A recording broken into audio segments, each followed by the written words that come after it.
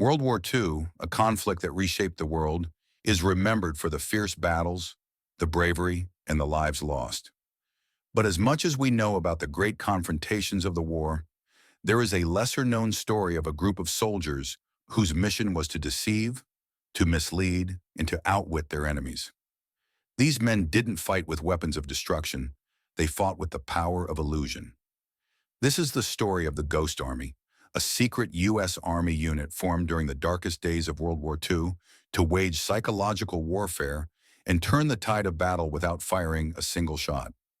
Their tactics were so effective that they helped win some of the war's most important campaigns. But for decades, no one knew their story.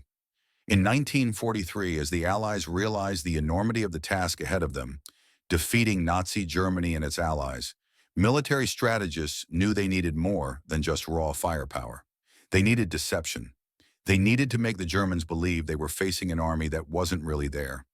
General Leslie McNair, a U.S. Army officer, recognized the importance of psychological tactics in warfare. He understood that if the Allies could confuse and mislead the Germans about where and when they would strike, they could create openings that would save thousands of lives and make the difference between victory and defeat. It was with this understanding that the 23rd Headquarters Special Troops, later known as the Ghost Army, was born. This unit would consist not of typical soldiers, but of individuals with unique backgrounds: artists, engineers, sound experts, and actors, people skilled in the art of illusion. Their goal? To create fake armies using inflatable tanks, decoy vehicles, and realistic radio transmissions, all while staying hidden from enemy forces. Their task wasn't to fight on the front lines, but to make the enemy believe an army was advancing where it wasn't. A battle of minds, not just brawn. The first mission of the Ghost Army came during the Allied invasion of Italy in 1944. Their job was to deceive the German forces into thinking a major attack was taking place in one area, while the real invasion happened elsewhere. They used inflatable tanks, large rubber replicas that could be inflated and placed on the ground to mimic real armored divisions. They placed these tanks in open fields and along roads, making sure they were positioned just right so the enemy could see them from above. But the Ghost Army didn't rely solely on visual deception. Sound played an equally important role.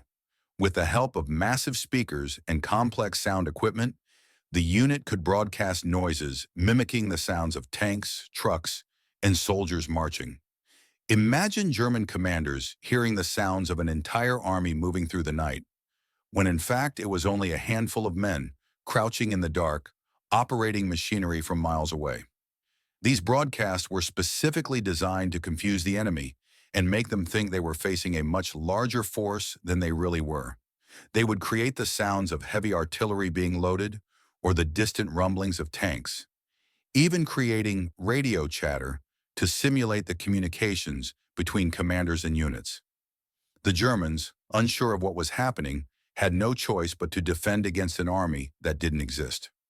In the summer of 1944, as the Allies prepared for the D-Day invasion, the Ghost Army was given its most critical task: creating the illusion of an army ready to invade Pas-de-Calais, a region in France, while the real invasion force would land in Normandy. The Ghost Army's job was to convince the German High Command that the largest amphibious assault in history would happen miles away from its true location.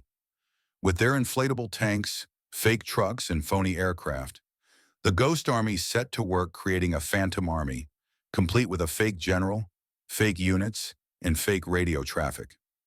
They even planted false military documents to mislead the German spies into thinking that General George Patton, one of the most famous U.S. commanders, would be leading the charge.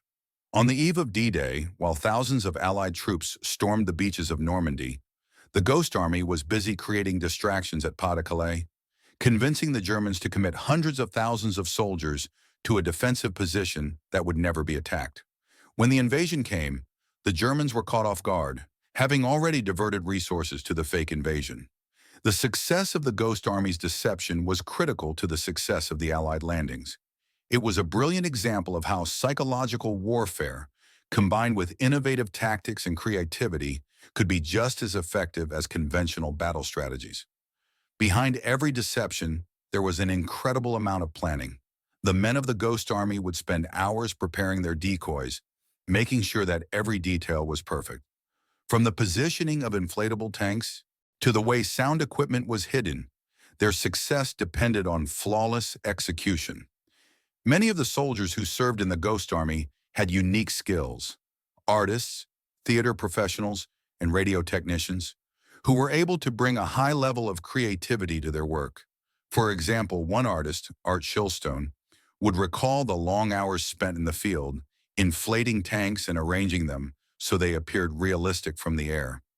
But their work didn't stop when the decoys were set up. They also had to remain vigilant and watch for enemy reconnaissance planes.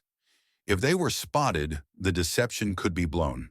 Despite their remarkable efforts, the men of the Ghost Army had to stay hidden, often camouflaged in plain sight, and were not allowed to talk about their mission for years after the war. Only decades later did the public finally learn the truth about their contributions. The success of the Ghost Army was undeniable.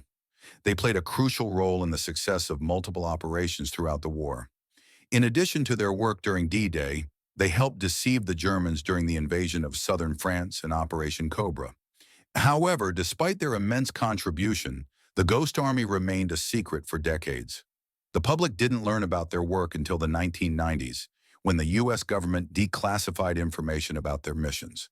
Today, their legacy lives on, not just in history books, but in the strategies still used in military deception today. The Ghost Army remains one of the most successful and creative units to ever serve in the military, proving that sometimes the greatest weapon is the one that is never seen. The Ghost Army may have been invisible to the enemy, but their story is now impossible to ignore. Their creativity, their courage, and their legacy will forever be remembered as a shining example of what happens when art and warfare come together for a greater cause.